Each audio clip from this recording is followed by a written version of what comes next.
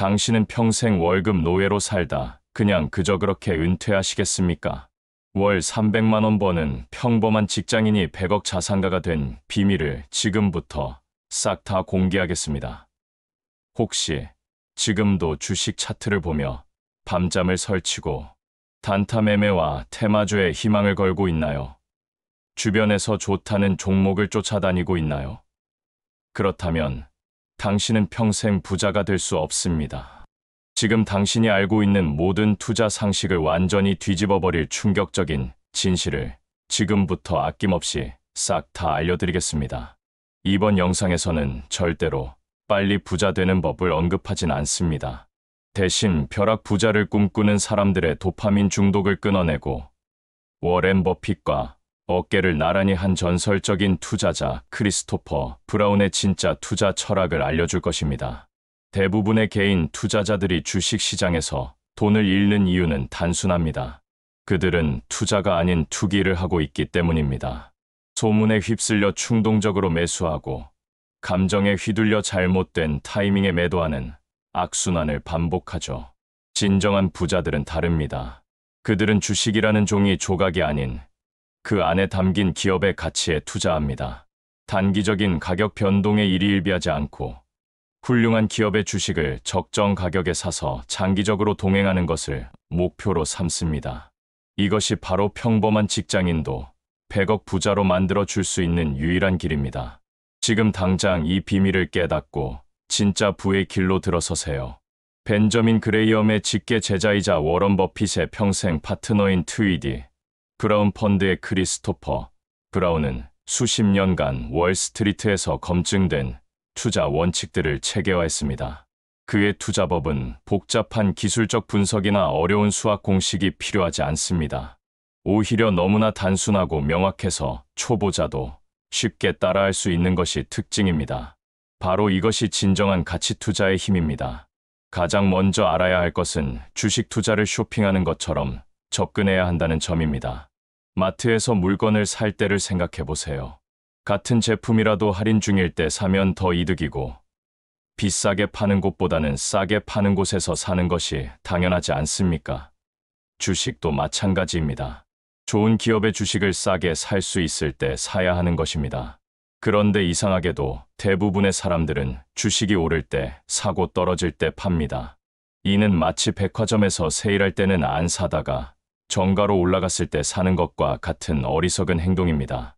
크리스토퍼 브라운이 강조하는 핵심 원칙 중 하나는 내재 가치에 집중하는 것입니다. 내재 가치란 그 기업이 실제로 가지고 있는 진정한 가치를 말합니다.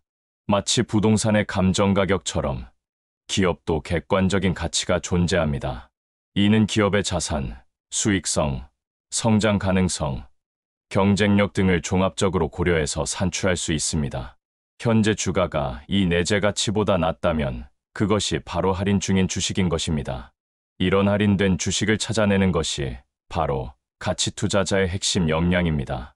투자에서 가장 중요한 원칙 중 하나는 절대로 손해보지 말라는 것입니다. 이는 무모한 도전을 피하고 안전거리를 유지하라는 의미입니다. 아무리 좋은 기업이라도 너무 비싸게 사면 손해를 볼 수 있습니다. 반대로 평범한 기업이라도 충분히 싸게 사면 수익을 낼 수 있습니다. 여기서 중요한 것이 안전마진의 개념입니다. 내재 가치가 100원인 주식을 70원에 사면 30원의 안전마진이 생기는 것입니다. 이 안전마진이 클수록 손실 위험은 줄어들고 수익 가능성은 높아집니다. 구체적인 투자 기준을 살펴보면 먼저 주가 수익 비율인 저 PER 주식에 주목해야 합니다. PER이 낮다는 것은 기업의 연간 순이익에 비해 주가가 상대적으로 저렴하다는 의미입니다. 예를 들어 PER가 10배라면 현재 주가로 10년간의 순이익을 미리 사는 것과 같습니다. 반대로 PER가 30배라면 30년간의 순이익을 미리 사는 것이죠. 당연히 PER가 낮을수록 투자 매력도가 높아집니다. 특히 PER가 10배 이하인 주식들은 상당히 매력적인 투자 대상이 될 수 있습니다. 크리스토퍼 브라운은 이런 저PER 주식들 중에서 기본기가 탄탄한 기업을 골라내는 것이 고수익의 비결이라고 강조합니다. 또 다른 중요한 기준은 기업의 자산 가치보다 더 싼 주식을 찾는 것입니다. 이는 주가 순자산 비율인 PBR을 활용하는 방법입니다. PBR이 1배 미만이라는 것은 기업의 순자산 가치보다 시가총액이 낮다는 의미입니다. 마치 1억 원짜리 부동산을 8천만 원에 살 수 있는 것과 같은 기회인 셈입니다. 물론 PBR이 낮은 데에는 그만한 이유가 있을 수 있으므로 신중한 분석이 필요하지만 건실한 기업 중에서 이런 조건을 만족하는 주식을 찾을 수 있다면 위험 없는 최고의 투자 기회를 잡을 수 있습니다.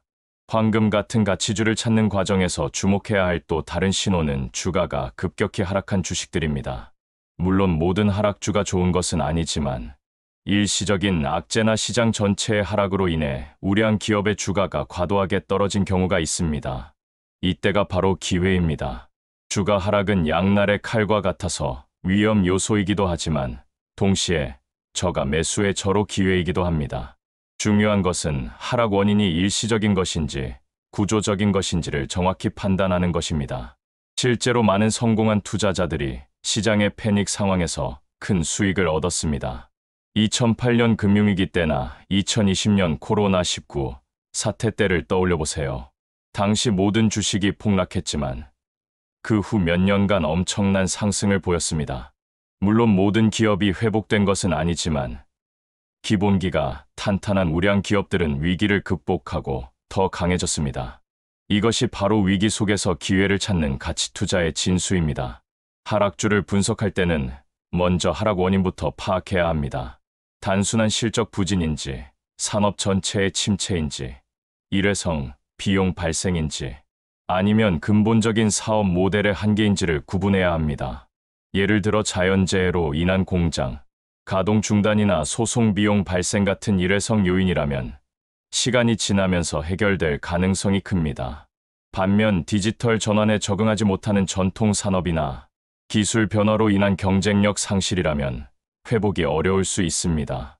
특히 주목해야 할 것은 좋은 기업이 나쁜 시기를 겪을 때입니다. 평소 높은 평가를 받던 기업이 일시적인 어려움으로 주가가 크게 하락했다면 이는 천재일우의 기회가 될 수 있습니다.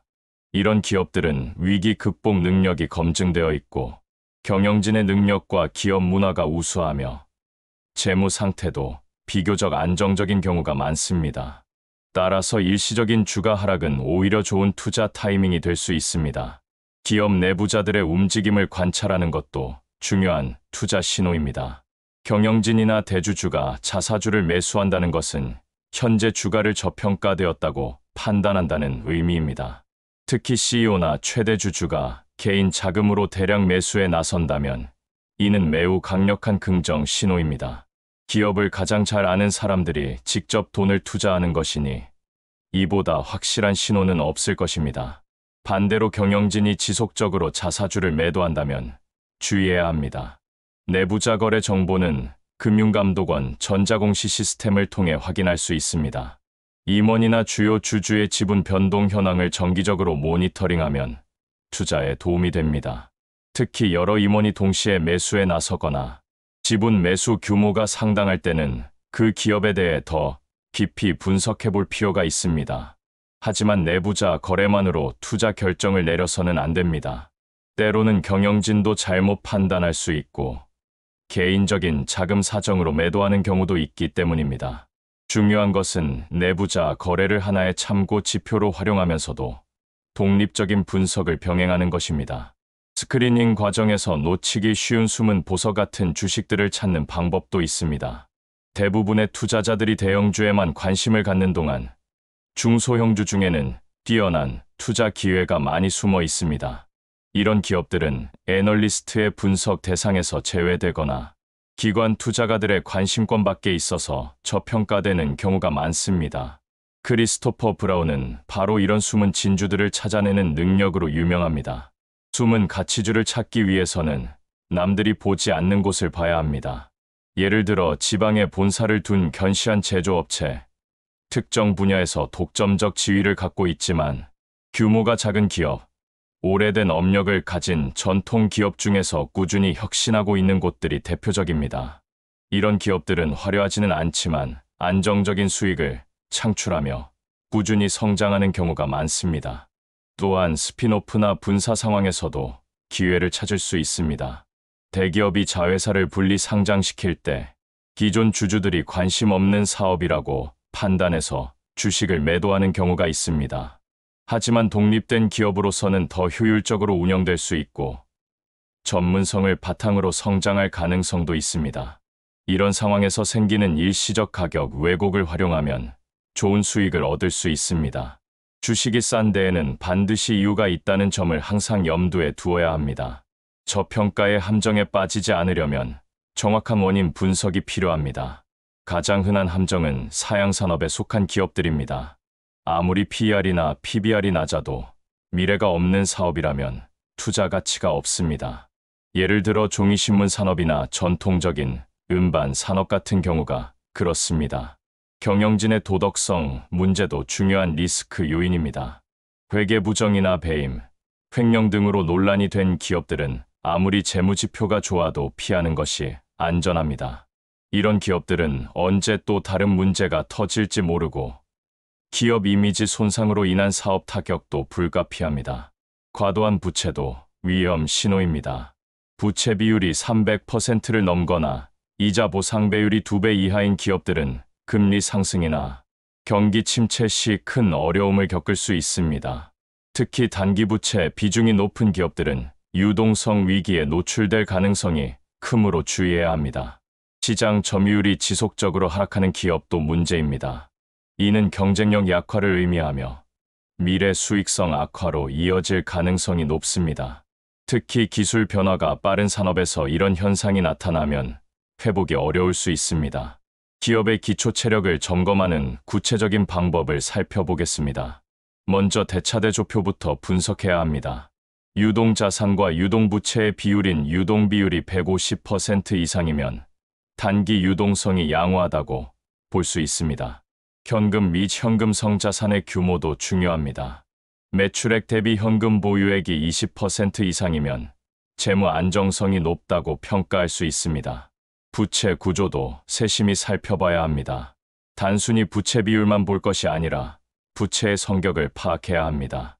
설비 투자나 연구개발을 위한 부채라면 미래 성장을 위한 투자로 볼 수 있지만 운영자금 부족으로 인한 부채라면 경영 상황이 어렵다는 신호일 수 있습니다. 또한 은행 대출보다는 회사채 발행을 통한 자금 조달이 더 안정적이라고 할 수 있습니다. 매출 채권과 재고 자산의 변화도 중요한 지표입니다. 매출 채권이 급증했다면 매출 증가보다는 회수 지연이 원인일 수 있습니다. 재고 자산이 계속 늘어난다면 제품 판매에 어려움을 겪고 있다는 의미일 수 있습니다. 이런 지표들은 손익계산서상의 매출이나 이익만으로는 파악하기 어려운 기업의 실제 상황을 알려줍니다. 수익성 분석에서는 단순히 당기순이익만 볼 것이 아니라 영업이익과 경상이익을 함께 살펴봐야 합니다. 영업이익이 늘어나야 본업에서의 수익성 개선을 의미하고 경상이익은 금융비용까지 고려한 실질적인 수익성을 나타냅니다. 특히 영업이익률이 지속적으로 개선되는 기업들은 경쟁력 강화나 효율성 개선이 이루어지고 있다고 볼 수 있습니다. 매출 총이익률의 변화도 중요합니다. 이 비율이 개선되고 있다면 제품의 부가가치가 높아지거나 원가 절감이 성공적으로 이루어지고 있다는 의미입니다.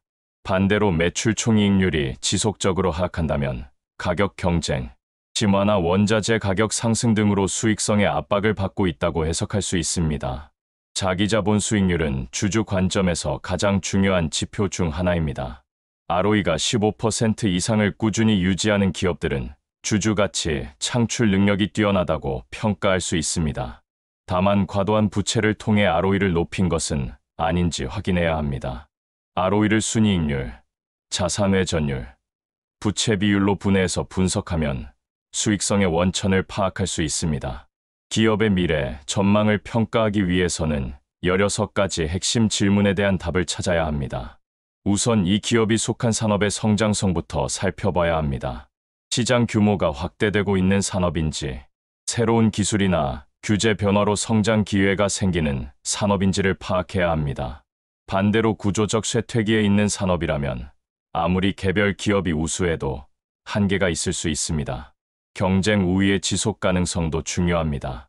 이 기업만의 독특한 강점이 있는지, 경쟁사들이 쉽게 따라할 수 없는 차별화 요소가 있는지를 살펴봐야 합니다. 특허나 독점적 기술, 강력한 브랜드, 유통망, 규모의 경제 등이 대표적인 경쟁 우위 요소입니다. 이런 요소들이 얼마나 오래 지속될 수 있는지도 함께 고려해야 합니다. 경영진의 능력과 비전도 기업의 미래를 좌우하는 핵심 요소입니다. CEO의 과거 실적, 전략적 사고, 실행력 등을 평가해야 합니다. 또한 경영진이 주주가치 창출에 집중하는지, 투명한 경영을 하는지, 장기적 관점에서 사업을 운영하는지도 중요합니다. 경영진이 자주 바뀌는 기업보다는 안정적인 리더십을 가진 기업이 더 신뢰할 만합니다. 해외 시장으로의 확장 가능성도 평가해야 합니다. 국내 시장이 포화 상태라면 해외 진출이 성장의 핵심 동력이 될 수 있습니다. 이 기업의 제품이나 서비스가 해외에서도 경쟁력이 있는지, 해외 진출 경험과 역량은 충분한지를 살펴봐야 합니다. 특히 아시아나 신흥국 시장에서 성장 기회를 잡을 수 있는 기업들은 높은 평가를 받을 만합니다. 해외로 눈을 돌리면 투자 기회가 2배로 늘어납니다. 국내 시장만으로는 투자 기회가 제한적일 수 있기 때문입니다. 해외 투자는 단순히 기회를 2배로 늘리는 것이 아니라 위험을 분산시키는 효과도 있습니다. 한국 경제가 어려워도 미국이나 유럽, 일본 등 다른 나라 경제는 호조를 보일 수 있습니다. 또한 우리나라에는 없는 우수한 기업들에 투자할 수 있는 기회도 생깁니다. 해외 투자를 할 때는 각 나라의 회계 기준과 공시 제도를 이해해야 합니다. 미국의 경우 우리나라보다 공시가 더 상세하고 투명하지만 회계 처리 방식에서 차이가 날 수 있습니다. 유럽은 국제회계 기준을 따르므로 비교적 이해하기 쉽고 일본은 우리나라와 유사한 부분이 많습니다. 중요한 것은 각 나라별 특성을 파악하고 그에 맞는 분석 기준을 적용하는 것입니다. 환율 변동도 해외 투자에서 고려해야 할 요소입니다. 하지만 환율로 수익을 얻으려고 해서는 안 됩니다. 환율 예측은 전문가들도 어려워하는 분야이기 때문입니다. 대신 장기적 관점에서 우수한 기업에 투자하면 환율 변동의 영향은 상쇄될 수 있습니다. 오히려 환율 하락으로 해외 자산의 원화 환산 가치가 줄어드는 것을 걱정하기보다는 더 싼 가격의 우량 자산을 매수할 기회로 받아들이는 것이 좋습니다. 해외 투자에서도 절대 손해보지 말라는 원칙은 동일하게 적용됩니다. 선진국의 우량 기업 중에서 저평가된 주식을 찾는 것이 기본 전략입니다. 신흥국은 성장 잠재력이 크지만 정치적, 경제적 불안정성도 높으므로 상당한 주의가 필요합니다. 처음 해외 투자를 시작한다면 미국, 유럽, 일본 등 선진국 시장부터 접근하는 것이 안전합니다. 시장에서 승리하기 위해서는 장기적 관점을 가져야 합니다. 투자는 단거리 달리기가 아니라 마라톤입니다. 단기적인 주가 등락에 일희일비하지 말고 기업의 본질적 가치 변화에 집중해야 합니다. 중요한 것은 매수와 매도의 정확한 타이밍을 맞추는 것이 아니라 항상 시장에 머물러 있으면서 좋은 기업들을 꾸준히 모아가는 것입니다. 많은 사람들이 매수 후 장기 보유를 당연하게 생각하지만 실제로는 상황에 따라 유연하게 대응해야 합니다. 주식과 채권의 비중을 조절하거나 업종별 비중을 조정하거나 개별 종목의 비중을 변경하는 것도 필요할 수 있습니다. 핵심은 기계적인 보유가 아니라 지속적인 모니터링과 합리적인 판단에 따른 조정입니다.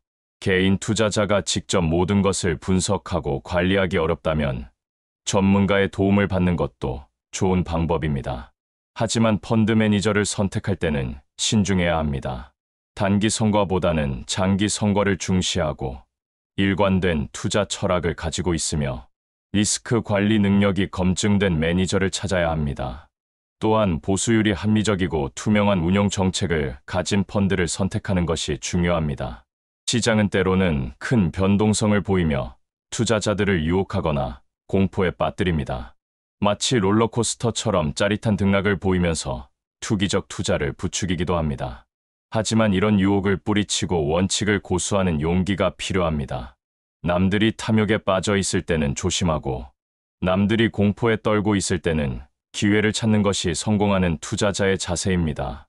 크리스토퍼 브라운이 강조하는 또 다른 핵심은 시간이 흐르면서 방법은 변해도 원칙은 변하지 않는다는 것입니다. 과거에는 없었던 새로운 산업이 등장하고 기술 발전으로 새로운 투자 기회가 생기며 글로벌화로 투자 영역이 확대됩니다. 하지만 가치 투자의 기본 원칙은 변하지 않습니다.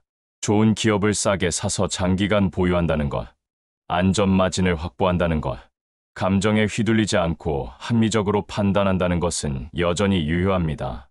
투자 포트폴리오를 구성할 때는 분산 투자의 원칙을 잊지 말아야 합니다.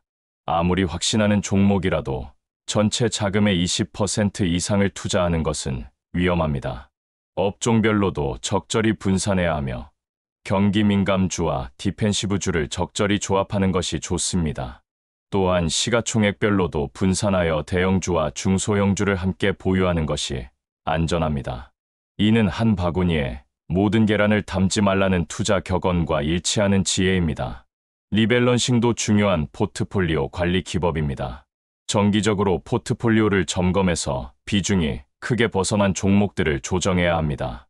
특정 종목이 크게 올라서 비중이 과도해졌다면 일부를 매도하고 반대로 좋은 종목이 과도하게 하락했다면 추가 매수를 고려할 수 있습니다. 이런 기계적인 리밸런싱을 통해 감정적 판단을 배제하고 규칙적으로 투자할 수 있습니다. 해외 투자에서는 환해지 전략도 고려해야 합니다. 단기적으로는 환율 변동이 수익률에 큰 영향을 미칠 수 있지만 장기적으로는 기업의 성장이 더 중요합니다. 환해지를 하면 환율 리스크는 줄일 수 있지만 해지 비용이 발생하므로 득실을 따져봐야 합니다. 일반적으로 5년 이상의 장기 투자라면 환해지 없이 투자하는 것이 더 유리할 수 있습니다. 세계 각국의 시장 특성도 파악해야 합니다. 미국 시장은 유동성이 풍부하고 정보 접근이 쉬우며 법적 보호가 잘 되어 있어 해외 투자 입문자에게 적합합니다. 유럽은 성숙한 시장이지만 국가별로 차이가 크므로 개별 분석이 필요합니다.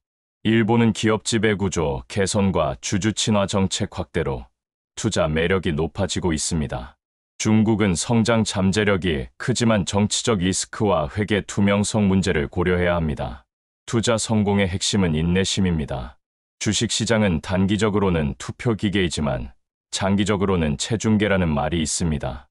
단기적으로는 시장의 감정이나 유행에 따라 주가가 움직이지만 장기적으로는 기업의 실제 가치가 반영됩니다.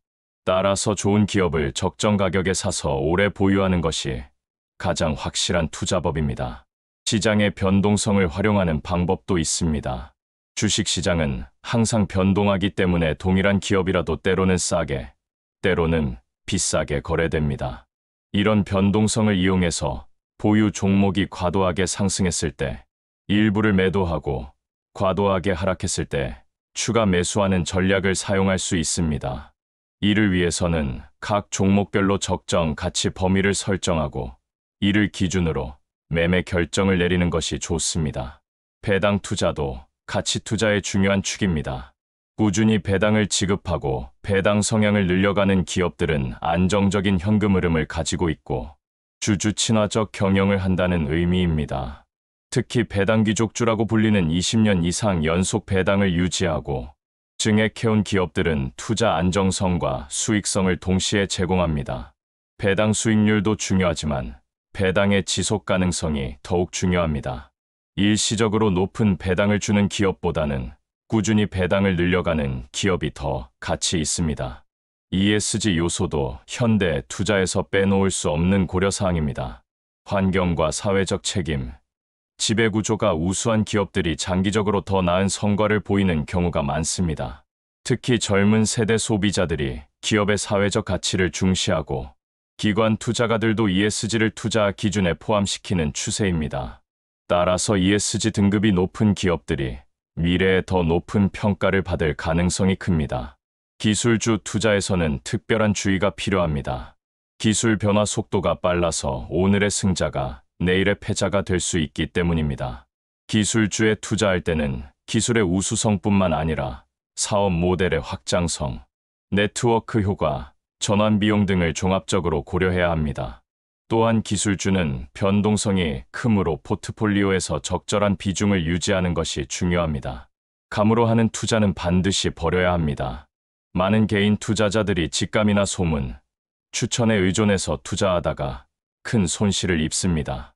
성공적인 투자를 위해서는 철저한 분석과 객관적인 데이터에 기반한 판단이 필요합니다. 재무제표를 읽고 분석하는 능력, 산업과 경쟁 환경을 이해하는 능력, 기업의 미래, 전망을 평가하는 능력이 필수적입니다. 또한 자신만의 투자 철학과 원칙을 확립하는 것이 중요합니다. 시장의 단기 변동에 휘둘리지 않고 일관된 기준으로 투자하기 위해서는 명확한 가이드라인이 있어야 합니다. 어떤 종류의 기업에 투자할 것인지, 언제 매수하고 언제 매도할 것인지, 리스크는 어떻게 관리할 것인지에 대한 구체적인 계획을 세워야 합니다. 마지막으로 투자 일지를 작성하는 것을 강력히 권합니다. 매매할 때마다 투자 이유와 목표 수익률, 손절매 기준 등을 기록해두면 나중에 투자 성과를 분석하고 개선점을 찾는 데 도움이 됩니다. 성공한 투자와 실패한 투자를 모두 기록하고 그 원인을 분석하면 투자 실력을 체계적으로 향상시킬 수 있습니다. 감정적인 판단을 피하고 객관적인 분석에 기반한 투자를 하기 위해서는 이런 기록과 반성이 필수적입니다. 결국 성공적인 투자의 비밀은 복잡한 기법이나 특별한 정보에 있는 것이 아닙니다. 기본에 충실하고 원칙을 지키며 인내심을 갖고 꾸준히 학습하는 것입니다. 트위디 브라운의 투자 철학이 수십 년간 검증을 받을 수 있었던 이유도 바로 여기에 있습니다. 당신도 이 원칙들을 체득하고 실천한다면 진정한 부의 길에 한 걸음 더 다가설 수 있을 것입니다. 시작이 반이라는 말처럼 지금 당장 첫걸음을 내딛어 보시기 바랍니다. 평범한 월급쟁이에서 억만장자로 변신하는 그 꿈이 더 이상 꿈이 아닌 현실이 될 수 있습니다.